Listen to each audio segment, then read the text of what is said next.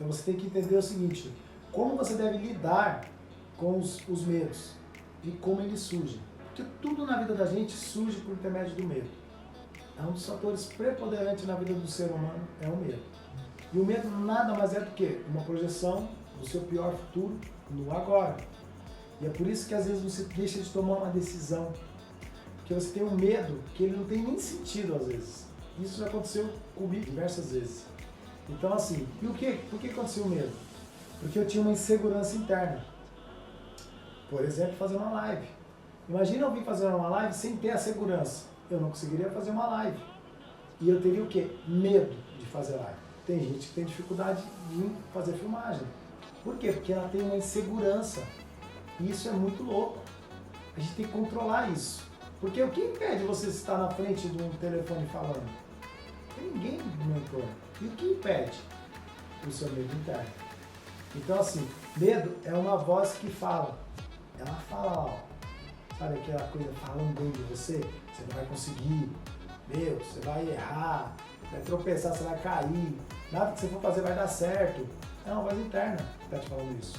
Você só precisa, ó, condicioná-la que não é real. E aí você vai passar por cima dela. Então, o medo não é plantado, né? Ele é algo que você faz com que ele nasça dentro de você. Alguns medos são por imposição. Pessoas têm mania, né, de às vezes fazer coisa pela outra pessoa, pela qual ela cria um pânico nessa pessoa. Então, o medo nos é plantado desde o início das nossas vidas. Tá? Então, tem vários tipos de medo. Esses medos que a gente sabe que são medos que as pessoas implantam dentro de nós. Então, você tem o medo da dor, por exemplo. Quando a gente é criança, é muito louco isso. A gente tem pavor de se machucar. Porque quando você olha outra criança, ela se machucando, ela começa a gritar, você já fica em pânico. É como se você estivesse sentindo a dor dela. Mas isso tem um significado científico, né? Que a neurociência explica, que é o rapport. E a criança ela tem esse poder realmente. Por isso que a criança no berçário, quando uma chora, todos choram. Porque eles sentem a energia da dor, né? Não é porque eles viram nada, eles só sentem. Então a gente tem esse medo, que é o medo da dor. De a gente ter, tipo, às vezes, de se relacionar. Sentir uma dor, né? De puta, conviver com a pessoa, não deu certo. Então bater de frente com alguém, às vezes você tem esse medo. Tudo isso é o medo da dor. E você tem um outro medo que é o pior, que é o medo da morte. Esse é pra machado na madeira. Tem gente que não vive a vida com medo da morte, mas a morte vai chegar. E como você evitar isso? Explica isso pra mim. Adianta ter medo da morte? Eu vou falar pra você que eu já tive, mas depois que eu quase morri, eu perdi o medo. Porque assim, pra mim agora, o tempo que eu vivo, exatamente amanhã, vai fazer 10 anos, eu vou contar essa história pra vocês daqui a pouco, de um acidente que eu tive. Então assim, ó, o medo da morte é o principal de todos. E é o medo, né, que ele inibe a pessoa seguir em frente.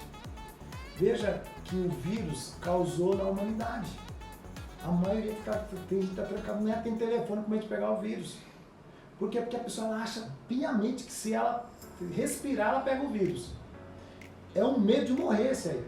Eu tenho uma pessoa que eu conheço que ela tem medo, ela não quer nem chegar perto dela. Se você chegar perto, ela faz assim de longe, opa! Por quê? Porque ela tem esse medo da morte.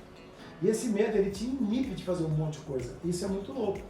Outra coisa que é muito louca é o medo da pobreza. Esse também é o medo pelo qual a maioria da sociedade irá sofrer. Porque se você pegar hoje a maioria que vive na linha da pobreza. Infelizmente é assim.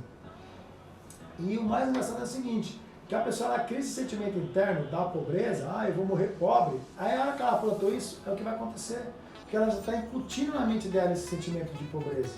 Tipo, é quase que inevitável, né? Ela vive o cotidiano só lamentando a pobreza. Então é difícil você sair da pobreza se você vive a pobreza. A pobreza é um estado de espírito, e é verdade isso daí, gente.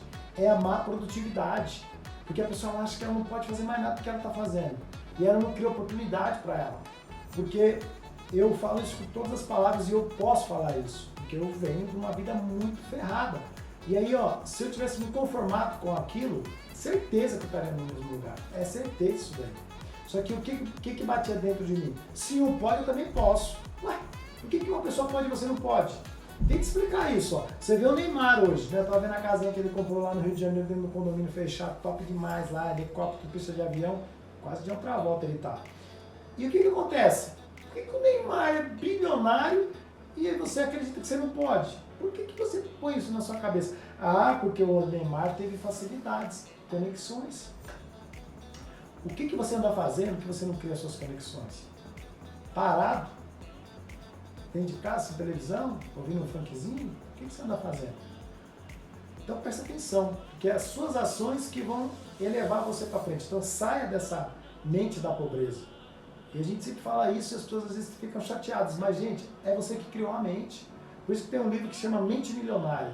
E ao contrário do que vocês acham, mente milionária vai falar de dinheiro, não, ele fala da prosperidade como um todo. A mente milionária é aquela mente que só foca no positivo, é aquela mente que fala, eu vou arrebentar no planeta, eu vou fazer a coisa acontecer, é essa mente que tem que ter. Você fala assim, caraca bicho, se o cara conseguiu, por que eu não consigo, bicho? Às vezes você teve um vizinho, eu já tive vizinho, que o cara prosperou para arrebentar, e eu falava, não é possível, por que eu não estou conseguindo? Você está fazendo as coisas que ele está fazendo? Você tem as conexões que ele tem? Não, então você está ferrado por isso.